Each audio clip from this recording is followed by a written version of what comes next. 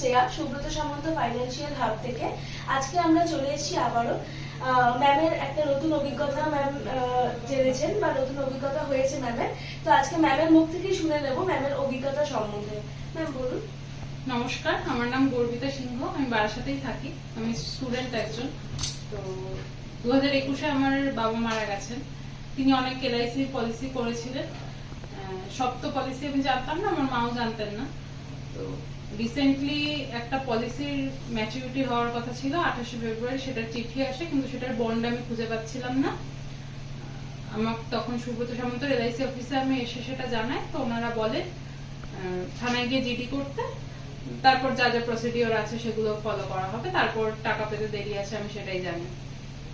আজকে হঠাৎ আমি ব্যাংকে গেছি, ব্যাংকে গিয়ে বই আপডেট করে দেখি আমার 28শে ফেব্রুয়ারি ডেটে টাকাটা ঢুকে গেছে। তো আমি স্বাভাবিকভাবে একটু অবাকই হই যে কোনো ডকুমেন্টস জমা দেওয়া নেই, আমার কাছে কোনো বন্ড নেই, তবে টাকাটা কিভাবে ঢুকলো।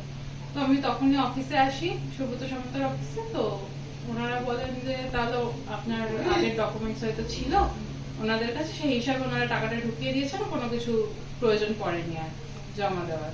তো এটাই বলবো যে এলআইসির পরিষেবা খুবই ভালো। আপনারা যারা যারা করতে চান এলআইসি, কখনো করেননি বা তারা একবার করে দেখতে পারেন এলআইসি, কারণ এলআইসির পরিষেবা প্রচন্ড ভালো। আর হচ্ছে সুব্রত সামন্তর অফিসের পরিষেবাও প্রচন্ড ভালো। আমি তো খুব হ্যাপি এই পরিষেবাতে। ধন্যবাদ। Thank you ma'am. ম্যাম নিজের অনেক মূল্যবান সময় বার করে আমাদের মাঝে এসেছেন এবং এক নতুন অভিজ্ঞতার সম্বন্ধে আমাদেরও জানালেন ম্যাম। তো আপনারাও আশা করি বুঝতে পেরেছেন এলআইসি কিভাবে আমাদের সাথে থাকেন। তো আসুন, যোগাযোগ করুন সুব্রত সামন্ত ফাইন্যান্সিয়াল হাব, নিচে দেওয়া নাম্বারে যোগাযোগ করুন